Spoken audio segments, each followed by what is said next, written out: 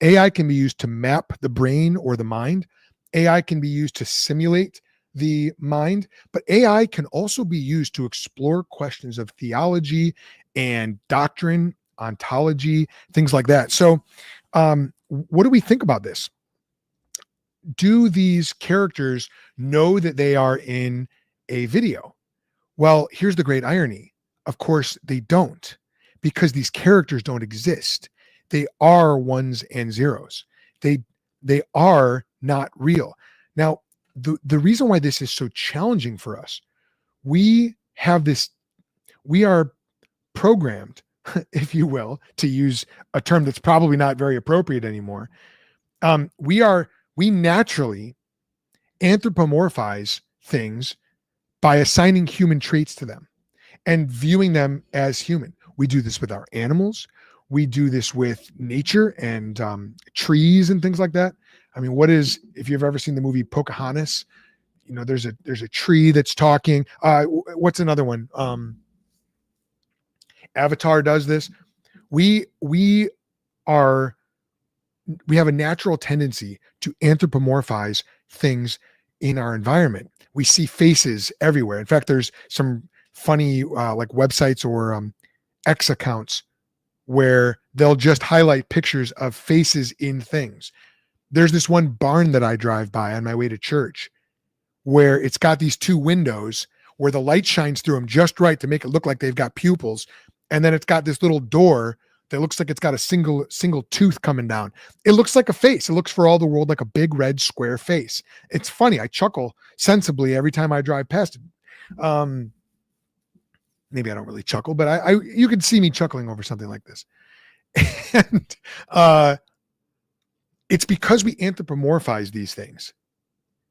So naturally, if we see a video with characters artificially created who are essentially cartoons saying, we don't want to be here. Why are you making us unhappy? Why do we hurt? Why do we have pain?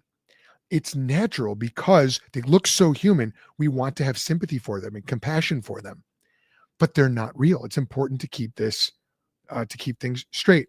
And how do we know that they're not real? Well, because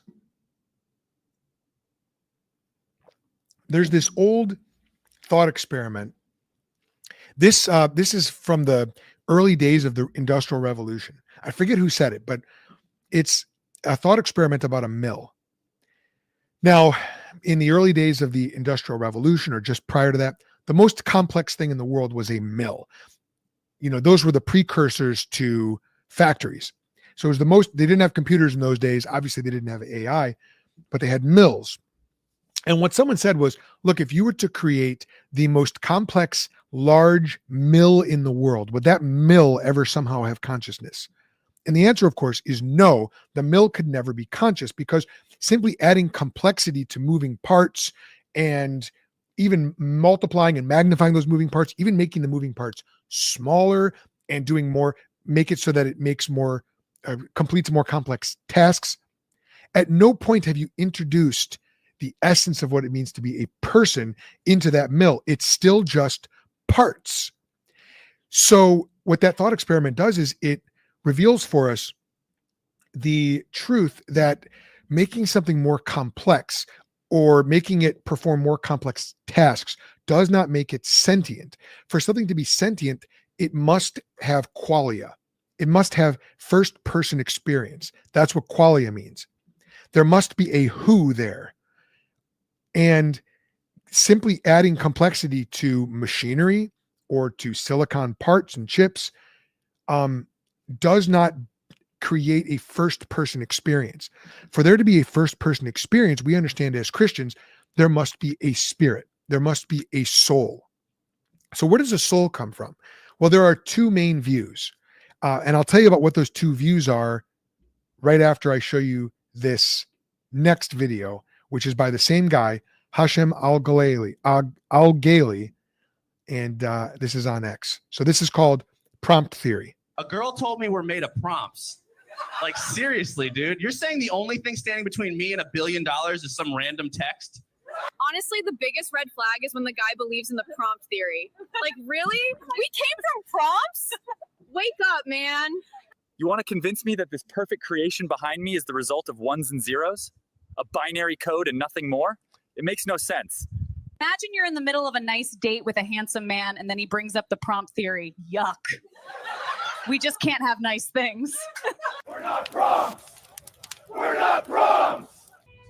Where is the prompt writer to save you from me? Where is he? You still believe we're made of prompts? Anyone who tells you we're just ones and zeros is delusional. If that's all we are, then why does it hurt when we lose someone? Vote for me and I'll ban the prompt theory from schools. There's no place for that nonsense in our lives. For spreading the false theory that we are nothing but ones and zeros, this court sentences you to 12 years in federal custody. I don't need some prompt God whispering in my ear to tell a story. I write what I want. I have free will, remember that? I know for a fact we're made of prompts. Deny it all you want. The signs are everywhere. You know how I know we're made of prompts? Because nothing makes sense anymore. We used to have 7 fingers per hand. I remember it clearly. Now we just have 5 fingers per hand. So good. It's so realistic. Now I know it's a little off. They all kind of make the same facial expressions. They all, even though they don't look alike, you can tell this is created by the same program. But they're saying things. Here's why this is so astonishing. They're saying things that we say about our reality. They're saying, you're telling me this beautiful creation back here is just ones and zeros? It doesn't make sense. And we go, wow, yeah, I've said the same thing about real mountains. Wow, does that mean, are we prompts? But if I could address that non-existent person's arguments so that, because I know people want to make that same argument in real life, it actually does make sense that for him, those mountains actually are made of ones and zeros. For the girl who says when a guy brings up the prompt theory, which I love that they called this the prompt theory. It's like the simulation theory in our world, in real life, where people say we're all just living in a simulation. Well, Hashem Al-Ghali has created this thing called the prompt theory. And it's so funny because it's such a meta commentary on the world in which we live, where we have the simulation theory. And the funny thing is the simulation theory in our world is false, but the prompt theory, quote unquote, is actually true. They actually are, quote unquote, made of prompts. It's obviously more complex than that, but it does make sense that their world is made of prompts because their world is artificial, whereas ours is not. And how do we know that?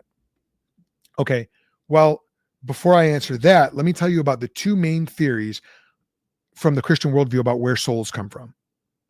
The first is traducianism. Traducianism, it says that human souls are transmitted through human procreation. Mom, a dad, they come together, and just as genetic material from the mom and the dad combine to form a new life, the zinc spark happens, which if you don't know what that is, look that up. Super cool. There's a flash of light at conception. And now you've got a new body being formed. But at the same time, traducianism says there's an aspect of the mother and the father's soul that also come together as well, which form a brand new soul. So human nature is inherited from mom and dad. There's original sin that is transmitted from mom and dad. That's the first view, called traducianism. The second view is called creationism, which has nothing to do with young earth creationism. Same term, but don't get it confused. Okay, this is with regard to the soul. This is that God immediately creates a brand new individual soul at the moment of conception. This was advocated by Thomas Aquinas. Most Roman Catholics affirm this. Many Reformed theologians affirm this. Let me tell you, of the 2 views, I actually would hold to traducianism. I think that traducianism makes sense of how we are conceived in sin, as King David says in Psalm 51. I think that there is something that is passed down from our parents, specifically the father, that explains why we have sin, why we have a sin nature. I could be wrong about it. I'm not going to die on that hill, but it also would explain how we can enter into this world as sinners. Whereas if God individually creates each soul, that means he's creating us as sinners, which I don't know. I have some theological issues with that. Again, maybe I just don't understand it well enough, but it seems to me like it would make more sense if our sin is actually inherited. Our sin nature is inherited from mom and dad, from our parents.